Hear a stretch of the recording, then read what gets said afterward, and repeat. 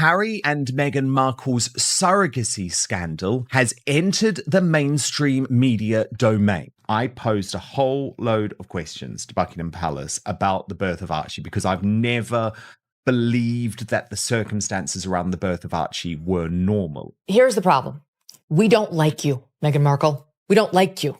And no amount of posting videos that you think are going to humanize you will make us like you. You've already shown us your true colors. We know who you are. You helped kill the Queen. Meghan has been the center of attention for many reasons, and her pregnancies have been the source of dozens of theories. With either Archie or Lily, and it needs to happen.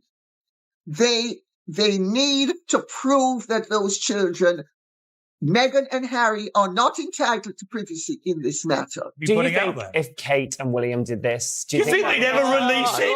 If they did, you think Kate would release a twerking video, use headlines heavily like that? pregnant at the bedside? Would people say things like that? The thing is, these two will sell anything about their privacy. A lot of the royal watchers were complaining that 2 appearances one day, same event, yet viewers claim the camera captured 2 noticeably different silhouettes. That single observation has fueled thousands of comments across forums, podcasts, and social media threads. Mothers who have carried multiple children have weighed in, saying the same thing repeatedly. By 8 or 9 months, the structure of a pregnancy is not something that dramatically shifts within hours. A late-stage pregnancy involves far more than surface appearance. There is approximately 800 milliliters of amniotic fluid, a fully formed placenta, and a baby that can weigh anywhere from 7 to 9 pounds. The uterus itself is a powerful muscular organ designed to hold and support that weight. Medical professionals often explain that lighting, camera lenses, posture, clothing fabric, and movement can create visual distortions, especially in still images. Still, critics argue that what they are seeing in archive footage of Meghan Markle during her reported pregnancy with Archie appears inconsistent from one clip to the next. her posts on social media where she barely shows the kids is almost taunting the king, who doesn't know these children, and how unfair this is. Meghan Markle's fake pregnancy rumours have intensified as Lady C has just revealed her thoughts. Meghan's family history. What do they have on her and her mom? What are they hiding? Also, Meghan's fake pregnancy? Ooh, Lady C delivers. People think her kids are fake. They think they're AI. This scandal comes as no surprise. Speculation about the children has been simmering for years. Did Meghan Markle use a surrogate? That's been something posited literally for, well... Online communities have slowed videos down frame by frame, circling screenshots, overlaying timelines, and debating angles. Some insist the differences are exaggerated by perspective. Others say the changes look too pronounced to dismiss. The discussion has grown louder over time, not quieter. Now, according to unverified insider reports circulating in tabloids and commentary channels, Prince William has allegedly pushed for formal clarification regarding lineage, including reported calls for DNA verification connected to Archie and Lilibet. Comes to her firstborn son Archie and even her daughter Lilibet. And many people even wonder, are their children even real? This crisis won't die down until the irrefutable truth comes out. For Harry and Meghan, it's more a case of never reign and never abstain, especially when it comes to nauseating self-publicity, which invariably backfires. Buckingham Palace is being pressured to remove Prince Archie and Princess Lilibet from the UK's royal line of succession until the Duchess provides absolute proof that she popped out both babies. It is important to emphasize that no official palace statement has confirmed such a request. The claims remain sourced to anonymous commentary and have not been substantiated by public documentation. Still, the rumor alone has intensified debate, especially given the constitutional weight attached to royal succession. Adding fuel to speculation are claims about a financial transaction dated May 1st, 2019, allegedly involving a $500,000 payment to a private fertility clinic near the Mexican border known for discretion. There has been no official confirmation of this payment from verified financial records. Her stomach's so bumpy. Maybe they had stuck some monitors on there, but normally they don't give you like remote monitors on your belly. I've had 3 kids. All the monitors they stick on you are connected to the thing that's right next to your hospital bed. She wasn't wired up at all. Nevertheless, online commentators connect that date to May 6th, 2019, when the public announcement was made that Archie had been born. For some observers, the proximity of those dates raises questions. Others argue that fertility clinics offer a range of services, many unrelated to childbirth itself, and that assumptions based purely on timing are not evidence. Another widely debated detail involves what critics describe as a collapsing bump. In certain videos, Meghan's baby bump appears to shift when she sits or bends. Skeptics argue that a uterus containing fluid, placenta, and a near-term infant would not flatten or fold. Medical experts, however, often caution that maternity wear, flexible abdominal supports, and the way fabric drapes over a body can create optical illusions. You as nothing, and suggested that they didn't care you were suicidal and they were the ones who drove you there. So she has absolutely no love lost between her and most people who may be somewhat warm towards the royal family, even if we're not big on royalty. She's reported something that maybe a dozen people actually know that's going to come out very soon. Okay. Meghan Markle, the reason why you watch her interviews and she just seems off. The 2 children that she had, they're not. Especially when filmed from multiple angles. Observers have also compared physical markers commonly associated with late pregnancy. Many women experience fluid retention in the ankles and face. The center of gravity shifts as the baby drops, sometimes resulting in a visible change in posture or gait. Breasts often enlarge in preparation for nursing. Critics claim they did not observe many of these typical signs. Supporters counter that pregnancies vary dramatically from woman to woman, and that public appearances reveal only carefully selected moments, not full medical realities. High heels worn close to the reported due date have been cited as another point of contention. Some argue that late pregnancy makes such footwear uncomfortable or impractical. Others note that individual pain tolerance, physical conditioning, and short public engagements can make what seems unlikely entirely possible. Description she does of the Portland hospital, the birth, that was completely fabricated. We all know, the first interview we all know that she never intended to go to the Portland hospital. She intended to have The discussion extends beyond physical appearance into documentation. When Prince George, Princess Charlotte, and Prince Louis were born, there were formal hospital confirmations, signed notices displayed publicly, and detailed physician acknowledgments. By comparison, Archie's birth announcement was handled differently, initially described as private, with evolving details about location before confirmation that the Portland hospital was involved. Supporters argue that privacy preferences may have shaped the messaging. Critics argue that shifting narratives naturally create speculation. Another frequently referenced point is the amendment made to Archie's birth certificate weeks after his birth, in which Meghan's name was adjusted to reflect her royal title rather than her given name, Rachel Meghan. .org, the California Birth Index, or CABI, is a database that stores records of births in California, abstracts of birth certificates.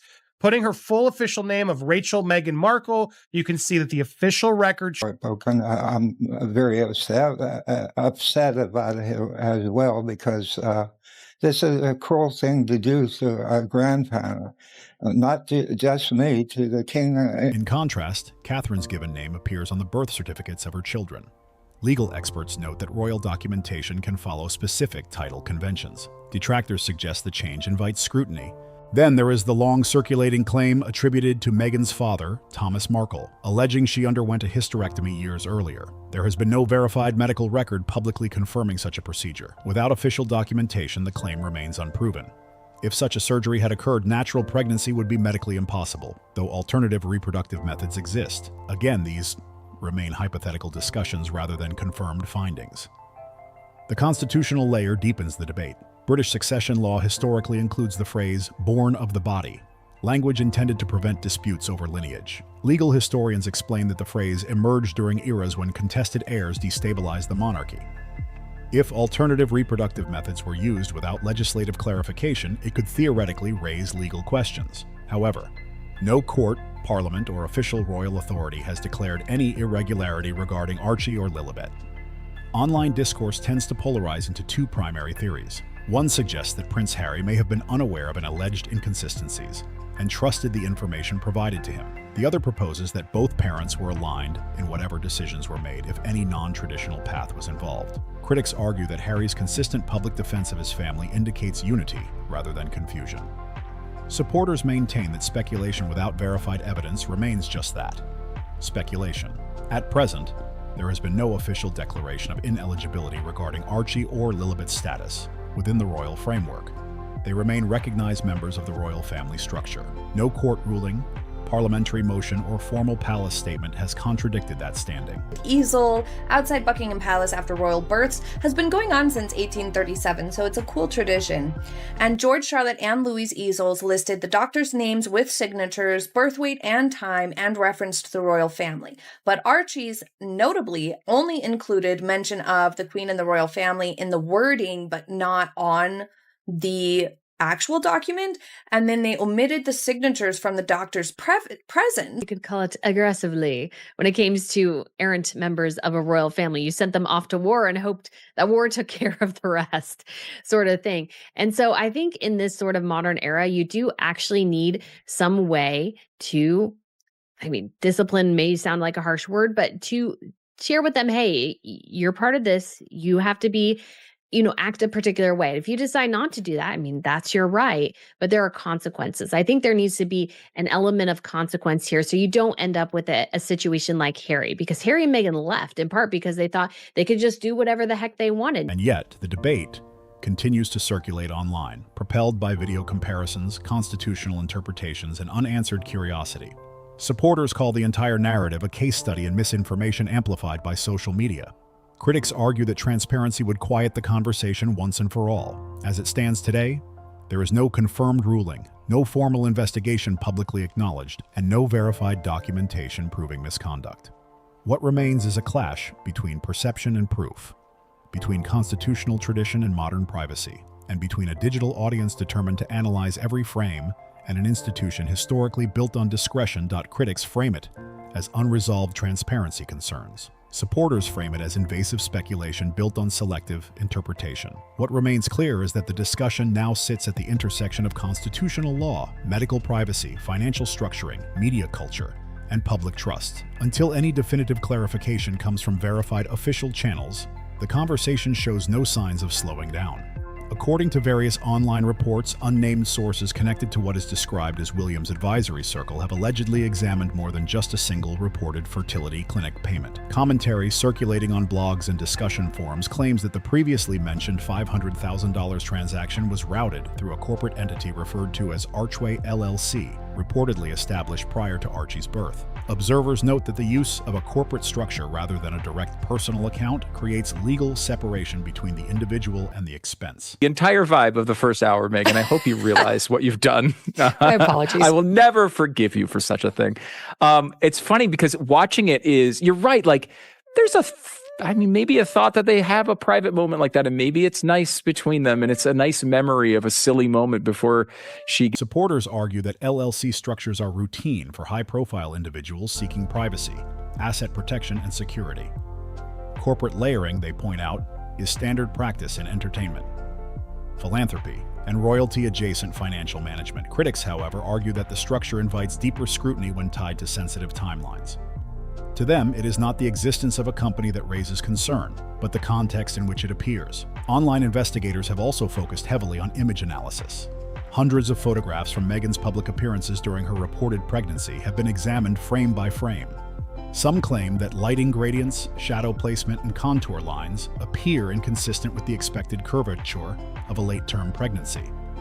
Others counter that camera lenses, fabric tension, undergarment support, and posture can dramatically alter how a body appears in still photography. Truly incredible, in the classical meaning of the word incredible, way of behaving and conducting herself. And I think this is a situation that Meghan created clearly, deliberately, and on her own, of her own back. Whether she did it alone or not is something else again. Because Harry, of course, has been complicit in all of this. But let's remember, Harry has been complicit in an awful lot. For instance, Harry has been complicit in two things that I will just touch upon. The first is, notwithstanding the fact that his father and sister-in-law were accused of racism by amidst... Skeptics frequently reference what they describe as visible seam lines or defined edges in certain images, suggesting artificial shaping. Supporters respond that maternity garments often include structured panels and elastic supports that can create unusual visual effects when captured mid-movement. Both interpretations rely heavily on perception rather than verified medical documentation. Medical documentation itself remains a central talking point. Commentators argue that no prenatal records were publicly released. No traditional hospital step photo opportunity occurred in the same manner seen after the births of Prince George, Princess Charlotte, and Prince Louis. In those cases, signed notices from royal physicians were displayed publicly, and hospital confirmations were immediately acknowledged. By contrast, Archie's birth announcement was handled privately at first, followed by evolving clarification regarding location. Supporters emphasize that stepping back from royal duties fundamentally changed how public disclosures would be handled. Critics argue that constitutional placement in the line of succession is not equivalent to celebrity privacy and carries inherent transparency expectations. The children's public visibility is another recurring theme. George, Charlotte, and Louis regularly appear at official engagements and are photographed at school arrivals and family ceremonies. And no matter who was she talking to, standing, sitting, no matter what, she was straddling her bump. And somehow this really upset a lot of people, even if Meghan at least was adding some... Archie and Lilibet have appeared far less frequently and primarily through carefully curated images released by their parents. Supporters argue this reflects a deliberate decision by Prince Harry and Meghan Markle to protect their children's privacy. Critics argue that limited visibility amplifies uncertainty. Some online sources speculate that any internal royal review may have been postponed out of respect for Queen Elizabeth II during her lifetime, with deeper evaluation allegedly occurring only after her passing. There is no official confirmation supporting this theory, and it remains speculative. At the center of the debate is succession law. Historically, falsifying succession claims was treated as one of the gravest offenses in British constitutional history. Modern legal frameworks differ significantly from medieval precedent, but succession integrity remains symbolically powerful. Legal scholars consistently stress that any challenge to lineage would require overwhelming. Instead, was they did not announce it when Meghan went into labor, for whatever reason. They kept Archie's birth private for over 8 hours. They did not tell people that he was actually born and arrived until 8 hours later. They also issued a confusing press release suggesting Meghan had just gone into labor after Archie had already been born. So they were playing games here with this. And the result was that the media and the public felt misled. Court admissible evidence, not internet commentary. DNA testing, if ever formally requested through lawful procedures, would provide definitive biological clarity. Standard paternity tests and mitochondrial DNA comparisons are widely accepted in courts worldwide. Online commentators frequently outline 3 hypothetical outcomes if testing were ever pursued: confirmation of biological parentage, which would likely quiet speculation; refusal to participate, which critics argue would intensify debate; or unexpected findings leading to complex legal review. It is critical to note that no court has declared any irregularity regarding Archie or Lilibet's status. They remain recognized within the royal structure. Public memory of past controversies also fuels ongoing scrutiny.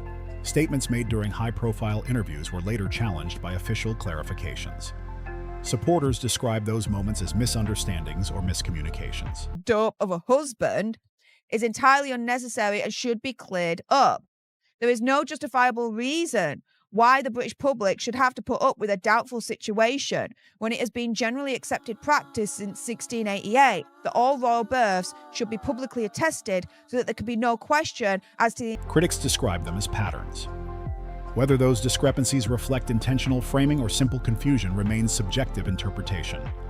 Some argue this entire situation transcends family disagreement and touches institutional legitimacy. As future king, Prince William carries responsibility for safeguarding constitutional continuity. Supporters argue that seeking clarity, if done privately and lawfully, would protect long-term stability. Critics respond that speculation without proof harms reputations and risks institutional damage regardless of intent. One fact remains indisputable: Archie and Lilibet are children. They did not choose public scrutiny. Any public debate about lineage or legality impacts them most directly. Conversations involving minors demand restraint and responsible language, regardless of opinion. DNA testing, if legally pursued, could produce answers quickly and conclusively. Until such action occurs, however, all circulating theories remain unverified commentary.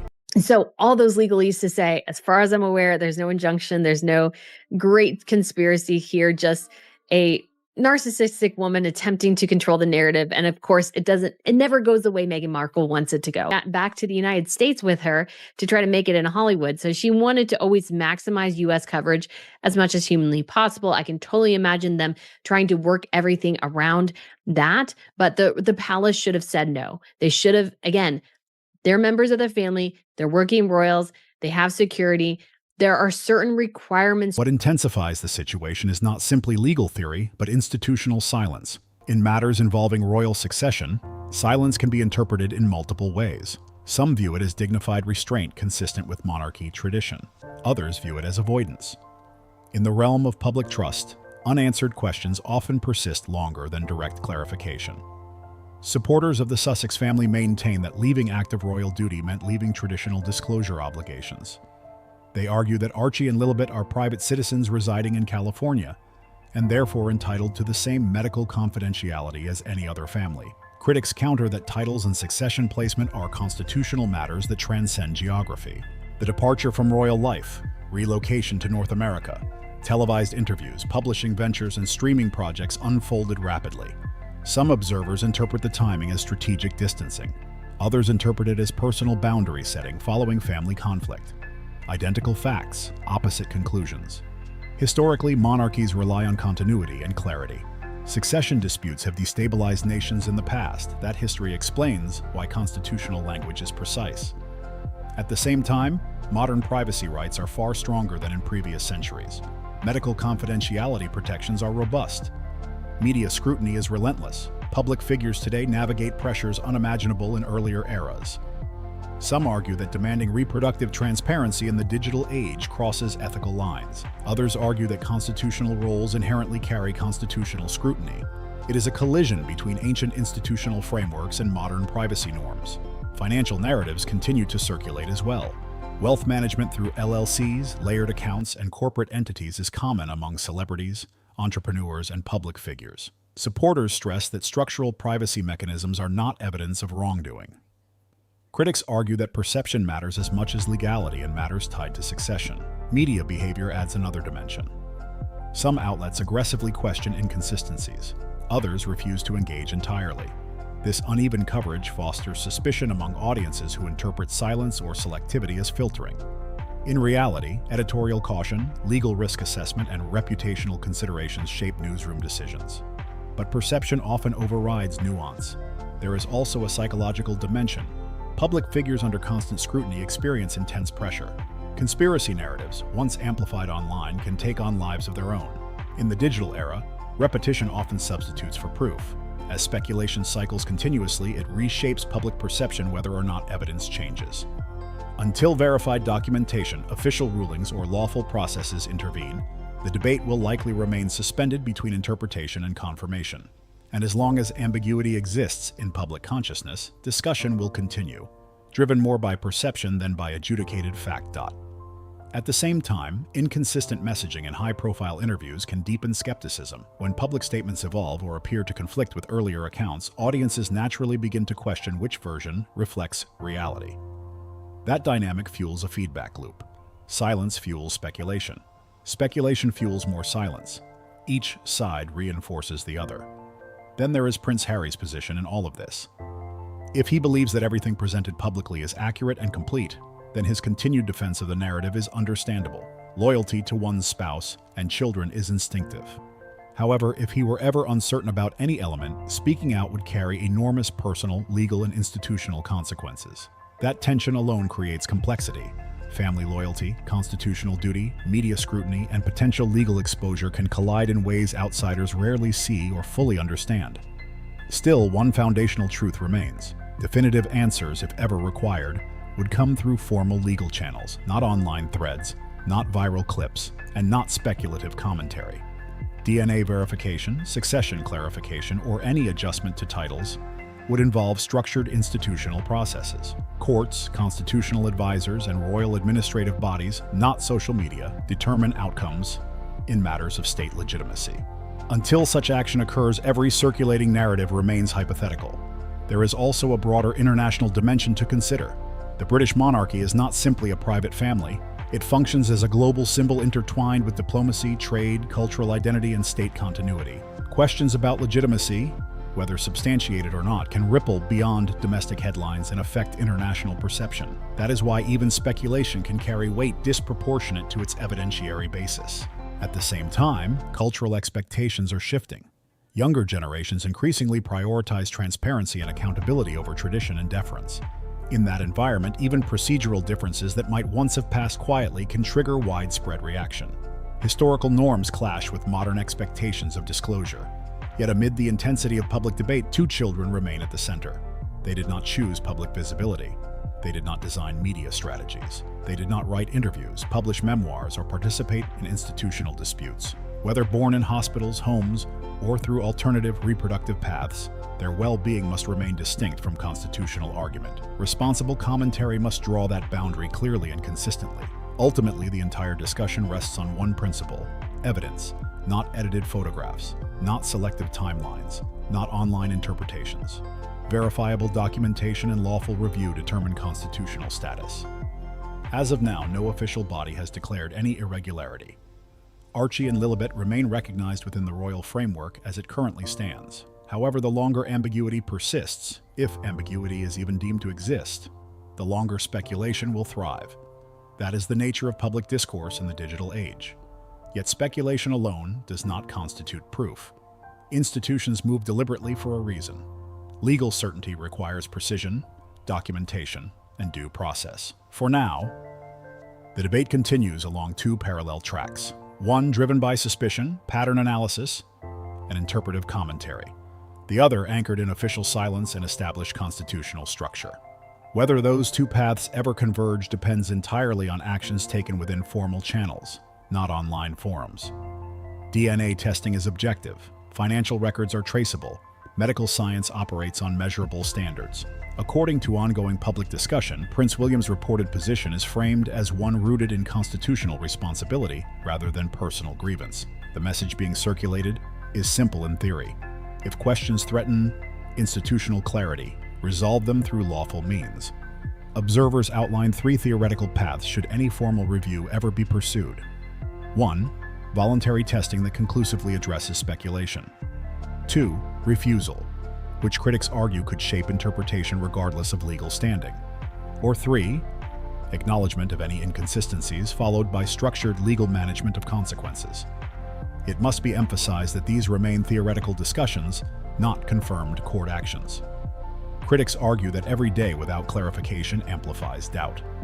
Supporters counter that privacy is not forfeited simply because rumors exist. Both perspectives draw on different values: institutional transparency versus personal confidentiality. If any reckoning ever comes, it will come through formal institutions, not through trending hashtags. Public relations cannot override verified evidence, and speculation cannot replace adjudication. The monarchy's stability, supporters argue, depends on clarity and trust. Others argue that protecting family privacy is equally central to modern legitimacy. For now, the story remains suspended between perception and verified fact. If you found this breakdown helpful, make sure to like the video, subscribe for future updates, share your thoughts in the comments below, and pass this along to others following the discussion. See you in the next one.